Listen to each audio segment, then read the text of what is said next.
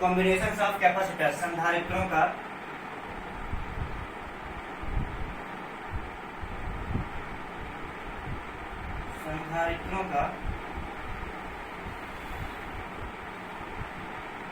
संयोजन,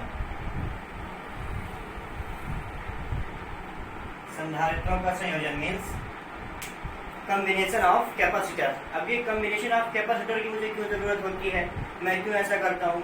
मान लीजिए कोई पंखा चलाने के लिए मुझे 10 फैराड वाले कैपेसिटर की जरूरत है।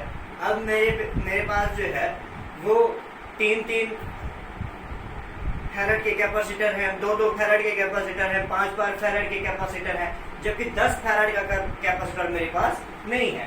तब उस कंडीशन में हम क्या करेंगे, 2 या 2 से अधिक जो कैपेसिटर है, संधारित्र है, उनको हम क्या करेंगे, ऐड करेंगे, और ऐड करके हम 10 फैराड का उसको बनाएंगे। अब कैसे ऐड करके 10 फैराड का बनाएंगे, तो उसके लिए कंडीशंस हैं कि हम सीरीज वाइज में कर सकते हैं, या पैरेलल कर सकते हैं, या मिक्स कर सकते हैं। मिक्स करके भी हम प्राप्त कर सकते हैं। मतलब यदि मान लीजिए मेरे को 10 फैराड कैपेसिटर की जरूरत है और मेरे पास 10 फैराड का कैपेसिटर नहीं है, और अपने पास क्या क्या है, 3-3 फैराड के हैं, 2-2 फैराड के हैं, 5-5 फैराड के हैं, जबकि अपने पास 10 फैराड का नहीं। तो उस कंडीशन में मैं क्या करूं कि 5-5 के 2 अप्लाई करूं, या 3-3 के 2 ले लूं, 2-2 के 2 ले लूं, तब भी 10 फैराड हो जाएगा। ठीक है, मतलब कॉम्बिनेशंस ऑफ कैपेसिटर, संधारित्रों के संयोजन की जो जरूरत होती है वो क्यों होती है? मतलब यदि मेरे पास हमारे आवश्यकता अनुसार कैपेसिटर नहीं है, उससे कम कैपेसिटर हैं, तो उनको हम जोड़ के जितना हम चाहते हैं उतने फैराड का कैपेसिटर प्राप्त कर सकते हैं। तो जो संधारित्रों का संयोजन है क्या होता है, 2 से अधिक संधारित्रों को जब हम जोड़ते हैं, ऐड करते हैं, और एक नया धारिता वाला संधारित्र प्राप्त करते हैं। नया धारिता वाले, इसका मतलब हमने 2 से अधिक कैपेसिटर को जोड़ा, और फिर हमने क्या, नए फैराड का नए धारिता वाला संधारित्र प्राप्त किया। उसी को हम क्या बोलते हैं, संधारित्रों का संयोजन। तो बेसिकली संधारित्रों का संयोजन कितने प्रकार से हो सकता है? संधारित्रों का संयोजन 3 प्रकार से हो सकता है। क्या, कितने प्रकार से हो सकता है? 3 प्रकार से। मतलब जो पहला है संधारित्रों का संयोजन, वो हम कर सकते हैं क्या, श्रेणी क्रम संयोजन। किसमें? श्रेणी क्रम संयोजन, सीरीज वाइज कॉम्बिनेशन। दूसरा हम क्या कर सकते हैं, समांतर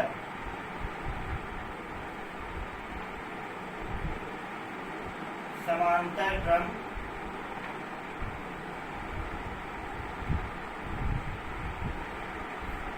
संयोजन, पैरेलल कॉम्बिनेशन। और जो तीसरा है वो क्या हो सकता है, मिक्स्ड कॉम्बिनेशन, मिश्रित संयोजन, मिश्रित क्रम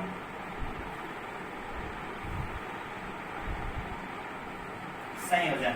जो संधारित्रों का संयोजन है, कॉम्बिनेशन ऑफ कैपेसिटर है, वो बेसिकली हम कितने टाइप से कर सकते हैं, 3 टाइप से कर सकते हैं, 3 प्रकार से कर सकते हैं। पहला क्या, series wise combination, parallel combination, और क्या, मिक्स्ड कॉम्बिनेशन। ठीक है, अब हम सीरियल नंबर के अकॉर्डिंग पढ़ते जाएंगे। पहले सीरीज क्या होता है, पैरेलल क्या होता है, और मिक्स्ड कॉम्बिनेशन क्या होता है। ठीक है, संधारित्र क्या होते हैं, जो चालक की आकार आकृति में परिवर्तन किए बगैर उसकी धारिता को, चालक की धारिता को बढ़ा देते हैं, वो कहलाते हैं कैपेसिटर, संधारित्र।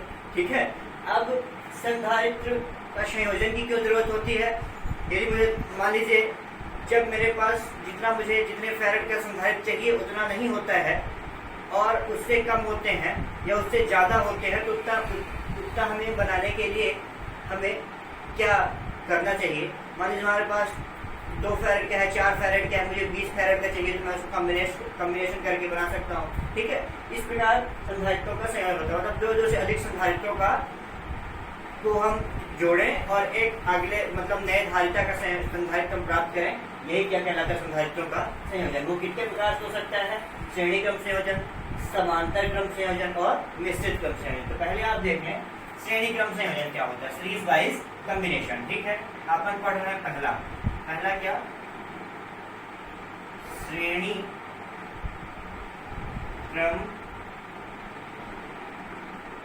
संयोजन, मतलब सीरीज वाइज कॉम्बिनेशन। ठीक है, सीरीज वाइज कॉम्बिनेशन कैसी होती है।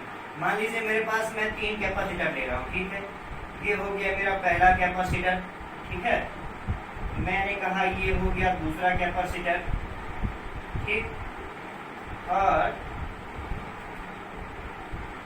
ये हो गया पहला कैपेसिटर, ये हो गया दूसरा कैपेसिटर, और ये हो गया तीसरा कैपेसिटर, ठीक है। मैंने बोला भाई ये कैपेसिटर ए है,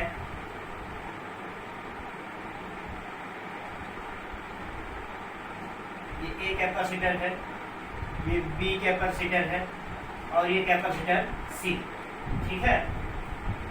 अर्थात हम बोले कि ये कैपेसिटर C1 है, ये कैपेसिटर C2 है, ये कैपेसिटर C3, ये संधारित्र, पहला संधारित्र C1, C2 और C3 संधारित्र, ठीक है। अब आपको ये समझना है कि सीरीज वाइज कॉम्बिनेशन क्या होता है, श्रेणी क्रम संयोजन क्या होता है। तो श्रेणी क्रम संयोजन होता है कि जब पहले संधारित्र का दूसरा सिरा, मतलब यदि पहला संधारित्र है तो इसका दूसरा सिरा मतलब सेकेंड टर्मिनल कौन सा होगा, ये वाला, ठीक है। इस संधारित्र का पहला टर्मिनल ये, दूसरा टर्मिनल ये, इस संधारित्र का पहला टर्मिनल ये, दूसरा टर्मिनल ये। तो सीरीज वाइज जो कॉम्बिनेशन होता है, श्रेणी क्रम संयोजन होता है, वो क्या होता है कि जब पहले संधारित्र का दूसरा सिरा दूसरे संधारित्र के पहले सिरे से, मतलब पहले संधारित्र का दूसरा सिरा दूसरे संधारित्र के पहले सिरे से जोड़ दें, ठीक है, तथा दूसरे संधारित्र का दूसरा सिरा तीसरे संधारित्र के पहले सिरे से, तो हमने ये जोड़ दिया, ठीक है, दूसरे संधारित्र का दूसरा सिरा तीसरे संधारित्र के पहले सिरे से। अब पहले संधारित्र का पहला सिरा और दूसरे तीसरे संधारित्र का या अंतिम संधारित्र का, इसी तरह हम कितने भी हम n कैपेसिटर के लिए भी निकाल सकते हैं, n कंडेंसर n कैपेसिटर आप जोड़ दें, जो अपने पास जितने कैपेसिटर हो उनको इस क्रम में आप जोड़ रहे हैं, तो इस क्रम का जो कॉम्बिनेशन होगा उसको हम बोलेंगे सीरीज वाइज कॉम्बिनेशन। आप कितने भी कैपेसिटर आगे जोड़ सकते हो। बेसिकली हमने यहाँ पे 3 कैपेसिटर लिया है, तो इसलिए हमने क्या किया कि पहले कैपेसिटर का दूसरा सिरा दूसरे कैपेसिटर के पहले सिरे से, तथा दूसरे कैपेसिटर का दूसरा सिरा तीसरे कैपेसिटर के पहले सिरे से, तथा पहले कैपेसिटर का पहला सिरा और तीसरे कैपेसिटर का दूसरा सिरा परिपथ से हम जोड़ देते हैं, ठीक है। ये अब हमने इसको क्या किया, क्यू चार्ज दिया, क्यू आवेश दिया, ठीक है। अच्छा, सीरीज वाइज कॉम्बिनेशन तो आपको समझ आया। सीरीज वाइज कॉम्बिनेशन श्रेणी क्रम संयोजन क्या होता है कि संधारित्र का पहले संधारित्र का दूसरा सिरा दूसरे संधारित्र के पहले सिरे से जुड़ता है, ये आप देख लो, पहले संधारित्र का दूसरा से जोड़ दिया, फिर हमने दूसरे संधारित्र का दूसरा सिरा तीसरे संधारित्र के पहले सिरे से जोड़ दिया, ठीक है। अब हमने क्या किया, लास्ट वाला जो हमारा कैपेसिटर होता है उसका अंतिम सिरा जो होता है वो कहाँ से कनेक्टेड होता है, उसको ग्राउंड कर देते हैं, मतलब पृथ्वी से, उसको हम उसका जो कनेक्शन है पृथ्वी से कर देते हैं, ठीक है। अच्छा, इस प्रकार का संयोजन क्या कहलाता है, श्रेणी क्रम संयोजन। श्रेणी क्रम संयोजन में आपने क्या देखा, बड़ी सिंपल सी बात है कि पहले का दूसरा एंड दूसरे के पहले एंड से, तथा दूसरे का दूसरा एंड तीसरे के पहले एंड से, जिससे पहले चौथा होता है तीसरे का दूसरा एंड चौथे के पहले एंड से, पांचवा होता है तो लास्ट जो होता उसका हम जो कनेक्शन होता है वो कहाँ से कर देते, उसका कनेक्शन पृथ्वी से कर देते, उसको ग्राउंड कर देते, ठीक है। अच्छा, अब हमने क्या किया, अब जो कैपेसिटर की प्रोसेस होती है कि हमने इस प्लेट को +Q चार्ज दिया, ठीक है, ये +Q चार्ज दिया, तो प्रेरण की क्रिया के फलस्वरूप अनावेशित चालक, ये अनावेशित चालक है, अनावेशित चालक के निकटवर्ती तल पे विपरीत मतलब निगेटिव चार्ज प्रेरण हो गया, ठीक है, और उसके दूरवर्ती तल पे धनावेश प्रेरित हो जाता है। ये होती है प्रेरण की क्रिया। प्रेरण क्रिया क्या होती है कि जब किसी आवेशित चालक के समीप, क्या किसी आवेशित चालक, सपोज दैट मान लीजिए एक ये प्लेट है, हालांकि हमने कैपेसिटर पिछले दिनों चर्चा की, सारी बातें मैं बता चुका हूँ, तो फिर से एक बार मैं इंडक्शन आपको बता रहा हूँ, ठीक है, समझिए। हमने यहाँ से +Q चार्ज दिया, तो इस बॉडी में इस प्लेट पे क्या होता है, +Q होता है, तो अब यदि हम इसके संपर्क में कोई दूसरी अनावेशित प्लेट लाए तो उसके निकटवर्ती तल पे निगेटिव मतलब विपरीत प्रकार का आवेश और दूरवर्ती तल पे सजातीय आवेश प्रेरित हो जाता है। इस घटना को प्रेरण बोलते हैं। क्या बोलते हैं, प्रेरण। क्या कि किसी आवेशित चालक के समीप अन्य अनावेशित चालक को लाएं तो उसके निकटवर्ती तल पे नेगेटिव चार्ज मतलब विपरीत प्रकार का आवेश और दूरवर्ती तल पे सजातीय आवेश प्रेरित हो जाता है। अब यदि मैं इस बाह वाले भाग का संबंध पृथ्वी से कर दूं तो क्योंकि पृथ्वी में इलेक्ट्रॉन नेगेटिव होता है, ठीक है, तो ये पॉजिटिव सारे कहाँ चले जाते हैं, पृथ्वी में चले जाते हैं। पृथ्वी में चले जाते हैं तो इस बॉडी पे बचा क्या रह जाता है, केवल और केवल नेगेटिव चार्ज बचा रह जाता है, ठीक है। इस घटना को हम क्या बोलते हैं, प्रेरण, इंडक्शन, ठीक है। इसी प्रकार आप देखें, जब पहले कैपेसिटर को हमने क्यू आवेश दिया तो क्या हुआ, प्लस क्यू चार्ज दिया तो पहले प्लेट पे प्लस क्यू चार्ज, तब इसके जो अनावेशित इसके समीप दूसरी प्लेट है उसके निकटवर्ती तल पे निगेटिव आवेश और दूरवर्ती तल पे धनावेश प्रेरित हो जाता है। अब चूंकि दूरवर्ती तल का संबंध दूसरे सिरे से होता है, दूसरे प्लेट के पहले सिरे से, ये सारे पॉजिटिव चार्ज यहाँ पे चले जाते हैं, ठीक है। इस वाली प्लेट में सारे पॉजिटिव चार्ज आ जाते हैं। जब इस वाले में चले गए तो यहाँ पे पॉजिटिव चार्ज अब नहीं बचा, ठीक है। आप अच्छे समझें प्रोसेस को, तब समझ में आएगी बातें, ठीक है।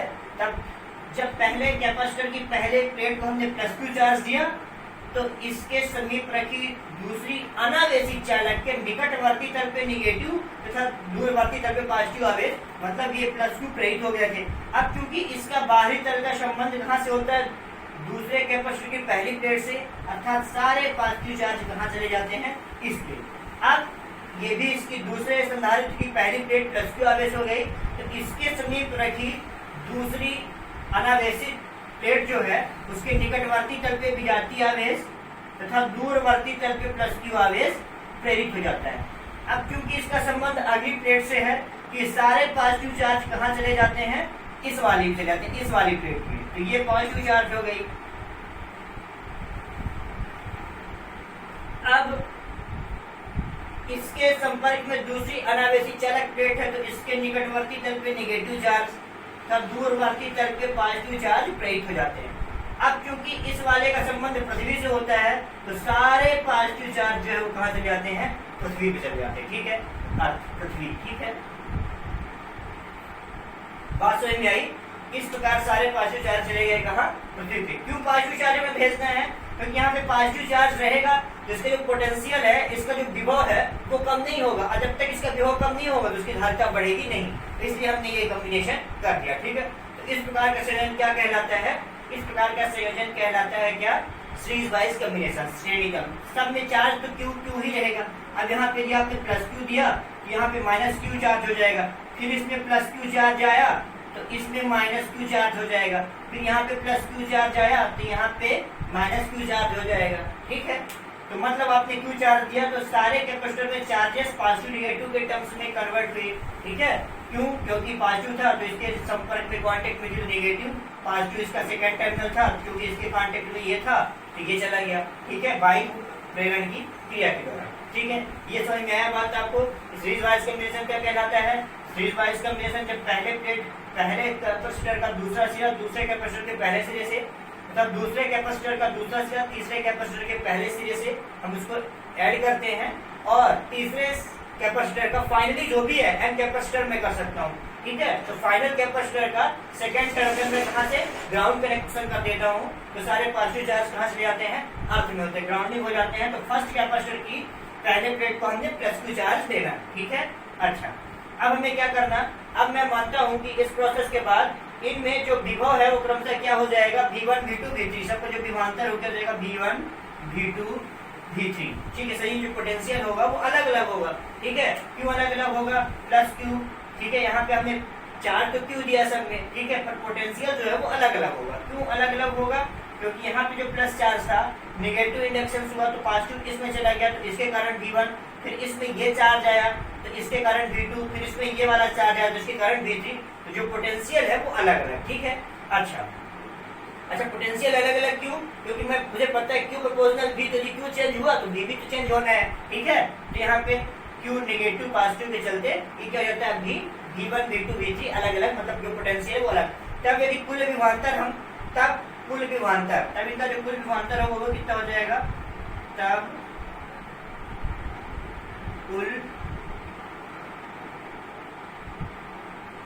विभवांतर अर्थात V इक्वल टू क्या हो जाएगा, V1 plus V2 plus V3, equation number first, ठीक है।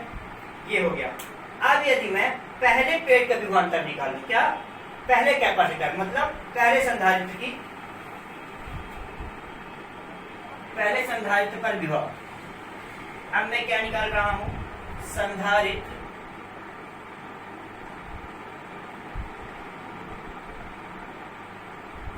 C1 पर विभव। संधारित्र C1 पर विभव आपको पता है formula, C is equal to Q upon V। तो मुझे क्या निकालना है, V। तो V इज इक्वल टू क्या हो जाएगा, V इज इक्वल टू हो जाएगा C is equal to Q upon V। तो यहाँ पे क्या हो जाएगा, C is equal to Q upon V। तो यहाँ पे V इज इक्वल टू क्या हो जाएगा,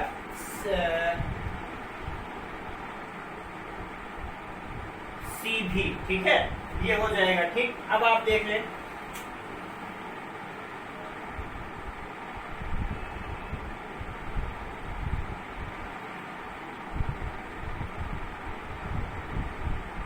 CV, सॉरी CV क्यों, क्योंकि मुझे क्या फाइंड करना है, C equal to Q upon V। मुझे V फाइंड करना है, तो क्या हो जाएगा, Q अपॉन C। ठीक है, ये हो गया। अब मुझे क्या करना है, अब आप देख लीजिए, मुझे पहले संधारित्र पर निकालना है। तो पहले संधारित्र के लिए क्या हो जाएगा, हम मान लेंगे V1। ठीक है, तो V1 इज इक्वल टू क्या जाएगा, Q तो सभी में कांस्टेंट है। ठीक, तो Q सभी में कांस्टेंट है, तो क्या हो जाएगा, Q अपॉन C1। ये पहले संधारित्र के लिए हो गया। इसी प्रकार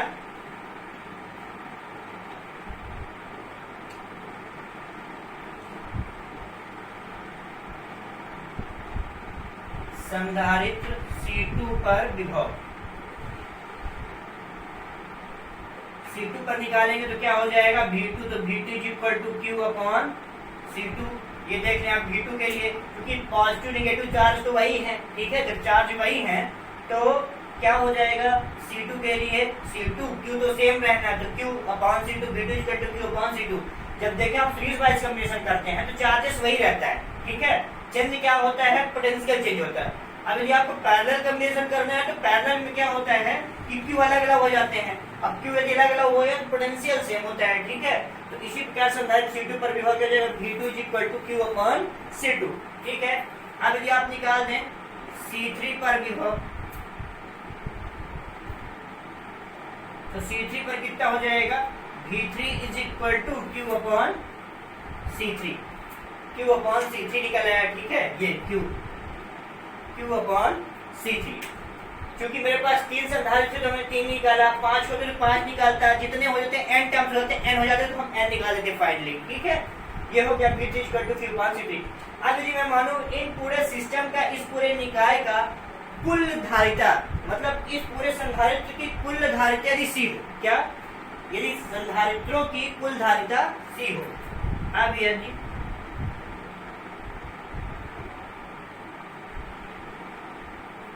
अब कुल धारिता निकालने से पहले मैं चूंकि इसको पोटेंशियल टर्म्स में इंक्लूड कर लूं। ठीक है, हालांकि मैं इससे ही कर सकता हूं, पर आप सिस्टम से करें। ठीक है, तो क्या हो जाएगा, अब C1 C2 C3 के मान, सॉरी V1 V2 V3 के मान कहाँ रखने पर, समीकरण 1 में रखने पर V1 V2 V3 के मानों को समीकरण 1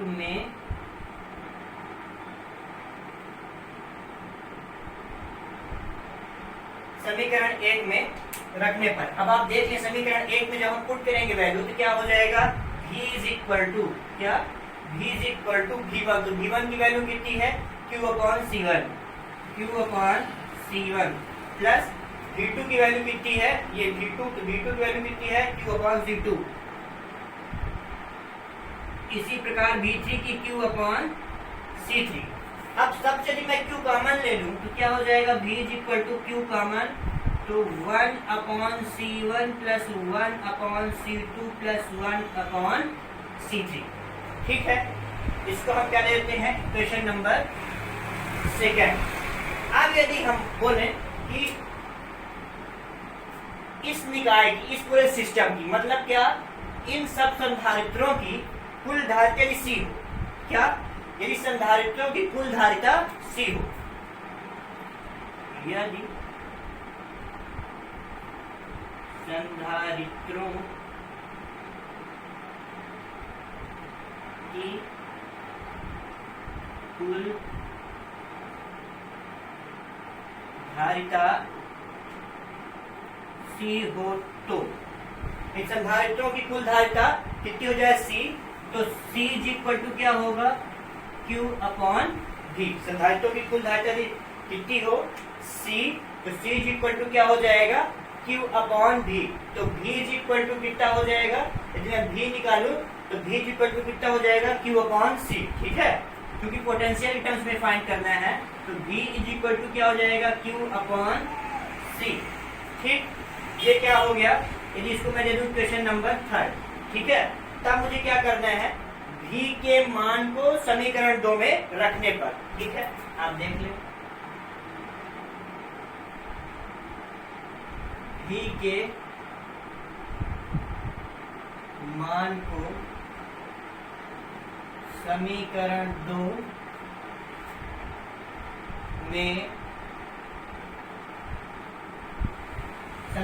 में रखने पर, तो जैसे ही हमने V का वैल्यू यहाँ पे पुट किया समीकरण नंबर 2 में, तो क्या आ गया Q upon C is equal to Q into 1 upon C1 plus 1 upon C2 plus 1 upon C3।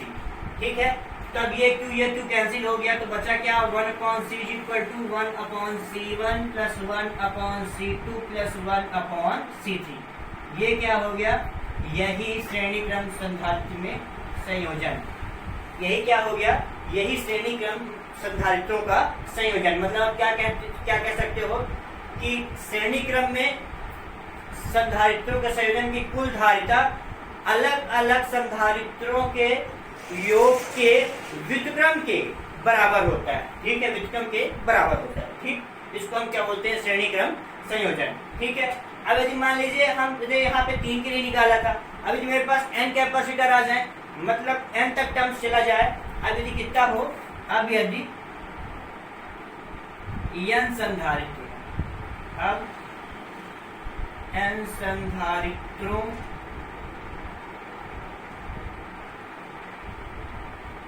के लिए, n संधारित्र के लिए क्या हो जाएगा 1 upon Cn is equal to summation of I is equal to 1 to n और 1 अपॉन Ci।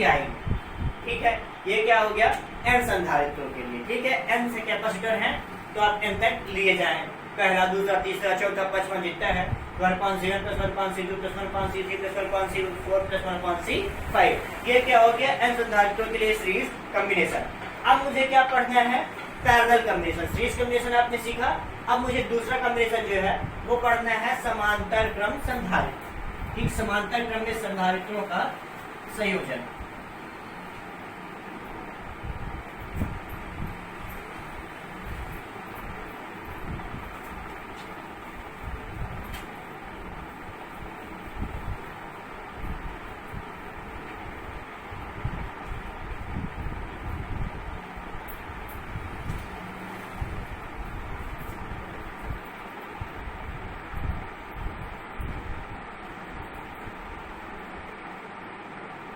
दूसरा कॉन्सेप्ट मुझे पढ़ना है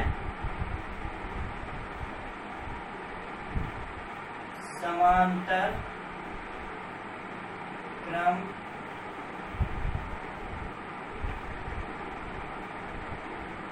संयोजन। समांतर क्रम संयोजन, समांतर क्रम संयोजन में क्या होता है, मान लीजिए मेरे पास 3 कैपेसिटर। ठीक है, ये हो गया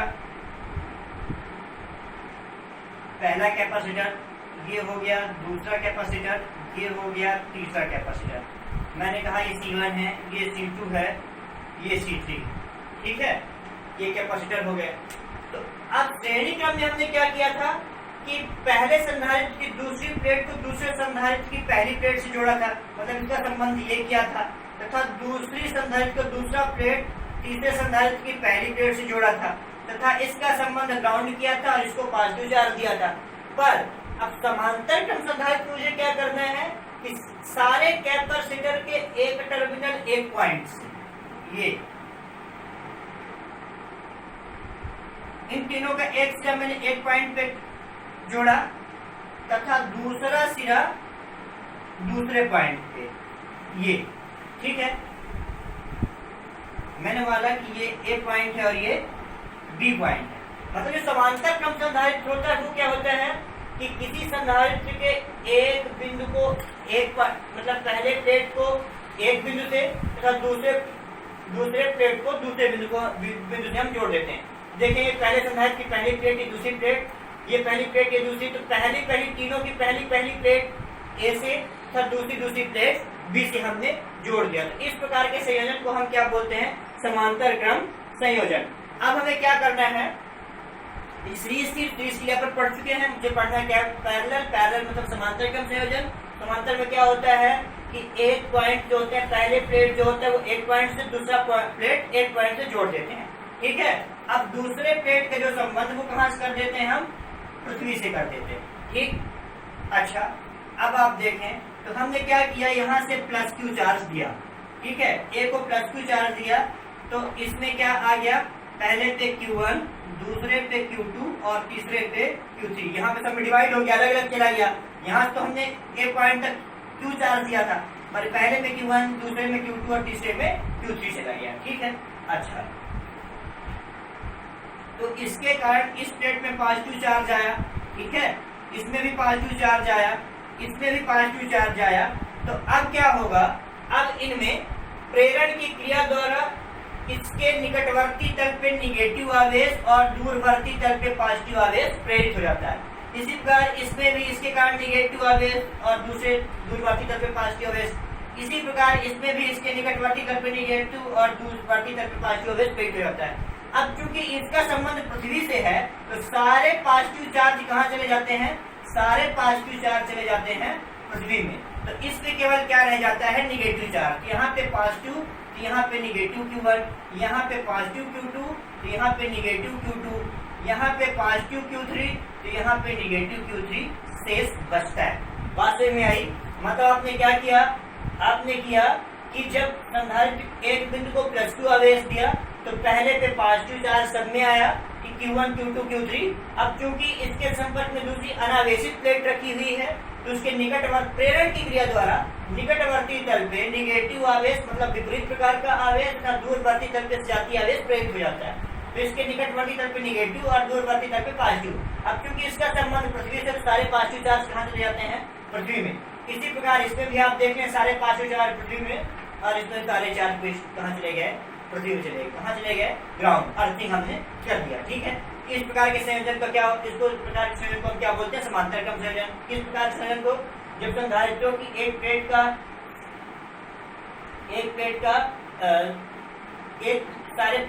मतलब सारे संधारित्रों की पहली प्लेट को एक बिंदु से तथा दूसरी प्लेट को दूसरे बिंदु से जोड़ देते हैं, तब इस प्रकार के संधारित्र को क्या बोलते हैं? हम समांतर क्रम संधारित्र, ठीक है। अब हमने क्या किया प्रोसेस? हमने आपको प्रेरण किया बताया। तब हमें क्या निकालना है? तब कुल आवेश मतलब जो जितना चार्ज आपने क्या दिया पहले संधारित्र को Q1, Q2, Q3 चार्ज दिया, तब आपको क्या निकाल देना है कि अब यदि प्रत्येक संधारित्र पर Q1, Q2, Q3 चार्ज हो तब कुल आवेश क्या? अब यदि संधारित्र पर Q1, Q2, Q3 चार्ज हो तब कुल आवेश, ठीक है। यदि संधारित्रों पर Q1, Q2, Q3 आवेश हो तो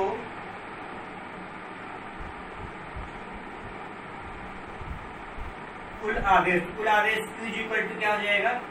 Q1 plus Q2 plus Q3, equation number first, ठीक है।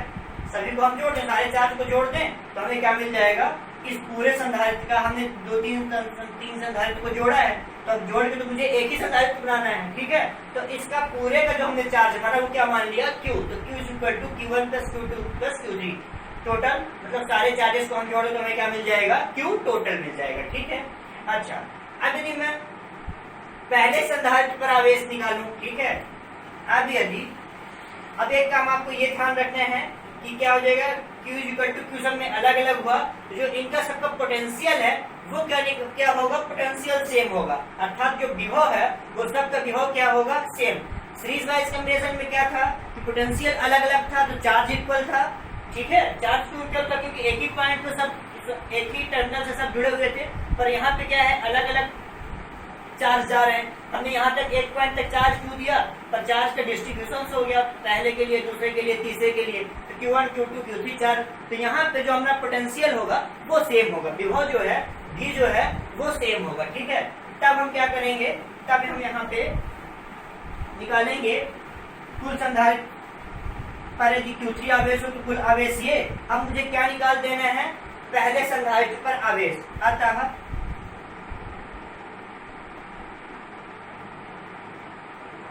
संधारित्र C1 पर आवेश। अब यदि आपको आवेश निकालना तो फार्मूला क्या होता है, C = Q/V, तो Q क्या हो जाएगा, CV, ठीक है। अच्छा, अब यदि पहले संधारित्र के निकालना है तो क्या हो जाएगा, Q1, तो Q1 क्या हो जाएगा, C1V, क्योंकि पोटेंशियल जो है सभी में क्या होगा, विभव जो सभी में क्या है वो सेम होगा, इसलिए हम V रख लिखेंगे। इसी प्रकार आप देख लो, इसी प्रकार संधारित्र C2 पर आवेश अर्थात क्या, Q2 = C2V तथा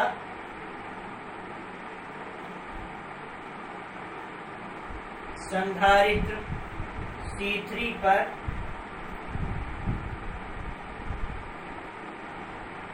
आवेश C3 पे क्या हो जाएगा, Q3 = C3V, ठीक है। ये हमने सब में चार्ज निकाल लिया, तब क्या, तब Q1 Q2 Q3 के मान को समीकरण एक में रख के टोटल चार्ज मिल जाएगा, ठीक है। तब Q1, Q2, Q3 के मानों को समीकरण एक में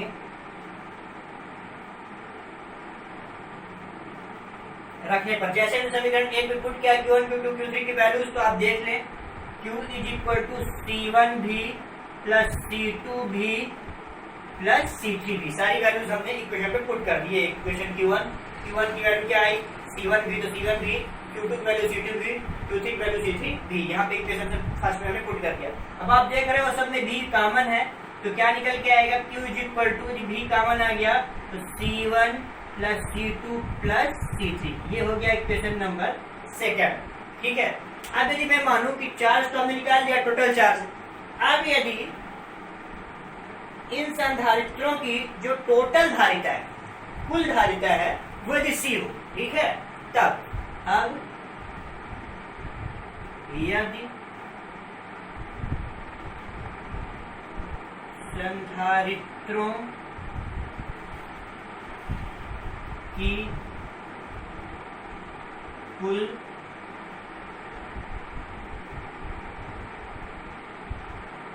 धारिता C हो तो C = क्या हो जाएगा, Q/V, तो Q = CV, ठीक है। तो हमें क्या करना है, Q के मान को समीकरण 2 में रखना है, ये ठीक। तब Q के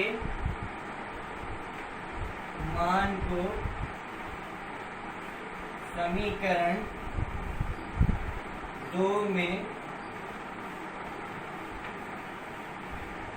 रखने पर, जैसे ही हमने पुट किया तो आप देख लो Q = CV, तो Q की जगह क्या आ गया, CV = V, C1 + C2 + C3, अब दोनों साइड से ये V कैंसिल, तो C = क्या आ गया, C1 + C2 + C3, यही क्या है, समांतर क्रम संयोजन, ठीक है। मतलब क्या कि समांतर क्रम में संधारित्रों का संयोजन अलग अलग संधारित्रों की धारिताओं के योगफल के बराबर होता है, ठीक है। ये क्या हो गया, संधारित्रों का संयोजन। अब यदि मान लीजिए n कैपेसिटर हैं, कितने संधारित्र हैं, यदि n संधारित्र हो तो हमें 3 के लिए निकाला, 4, 5, 10, 50, 100, n कितने भी हो सकते हैं, ठीक है। तो यहाँ पे क्या हो जाएगा, C = C1 C1 plus C2 plus C3 plus C4 plus C5 dot dot dot Cn तक, तब के लिए क्या हो जाएगा, तब के लिए formula Cn is equal to summation of I is equal to 1 to n और क्या हो जाएगा Ci, ठीक है, मतलब n तक आप लेके चले जाए, ये क्या होगा संधारित्रों का संयोजन। अब मिश्रित क्रम संयोजन क्या होता है कि आप सीरीज में भी कंबाइन कर दे, उसको पैरेलल भी कंबाइन कर दे, तो इस प्रकार की कॉम्बिनेशन को हम क्या बोलते हैं, parallel mix combination. Mix combination को मैं बाय न्यूमेरिकल क्वेश्चन आपको समझा दे रहा हूं, देखिए, ठीक है।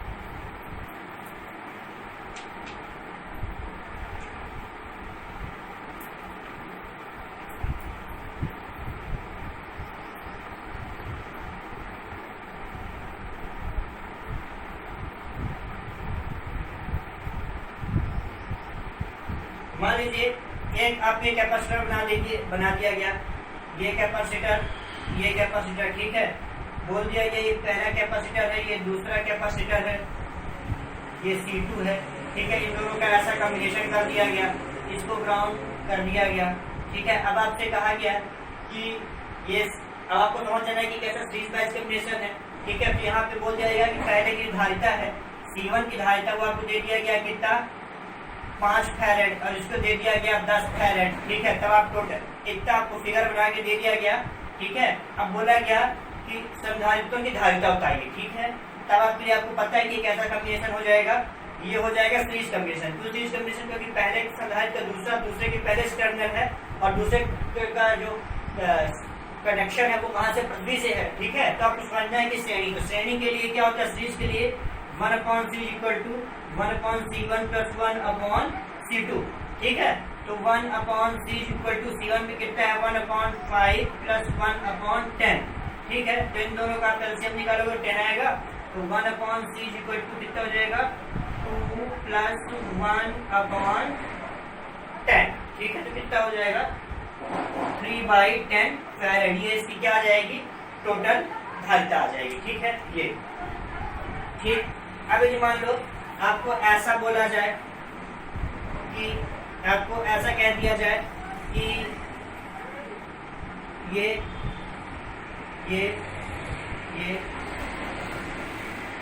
ये पहला संधारित्र इस प्रकार जोड़ दिया गया, दूसरा संधारित्र, ये तीसरा संधारित्र, और एक इन दोनों का कंडक्शन कर दिया, इन दोनों का कनेक्शन कर दिया पृथ्वी से। इसको बोल दिया जाए इसकी धारिता है वो कितनी है 6 फैरेड, 5 फैरेड, इसकी 8 फैरेड और इसकी 10 फैरेड। तब उपयुक्त संधारित्रों की उपयुक्त परिपथ का कुल धारिता, उपयुक्त परिपथ की कुल धारिता बताइए। तब आपको समझना है कि किस क्रम में है, समांतर क्रम में। समांतर क्रम क्या होता है, समांतर क्रम का formula C equal to C1 plus C2 plus C3 plus dot dot जितने पर यहाँ पे 3 है, तो कितना निकल के आएगा 5 प्लस 8 प्लस 10 इक्वल टू कितना हो जाएगा 23 फैरेड, ठीक है। ये क्या हो गया पैरेलल कॉम्बिनेशन। अब यदि आप मान लीजिए अब ऐसा कॉम्बिनेशन कर दिया जाए, एक ऐसा कॉम्बिनेशन फिर ऐसा कॉम्बिनेशन कर दिया गया,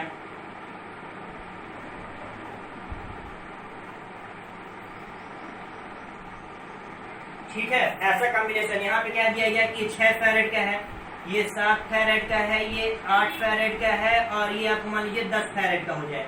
तब परिपथ का और इसका कनेक्शन कर दिया जाए पृथ्वी से, तो आपसे बोल दिया जाए उपयुक्त परिपथ की धारिता बताइए। तब आपको समझना है कि ये और ये इन दोनों में कैसा है पैरेलल कॉम्बिनेशन, सीरीज कॉम्बिनेशन है, पर ये दोनों क्या है पैरेलल में है, ये और ये तो श्रेणी में है, पर ये कैसा है, ये समांतर क्रम संयोजन में। पहले मैं इसको सॉल्व करूं, जब समांतर को मैं सॉल्व कर लूंगा तो ये क्या बन जाएगा सीरीज।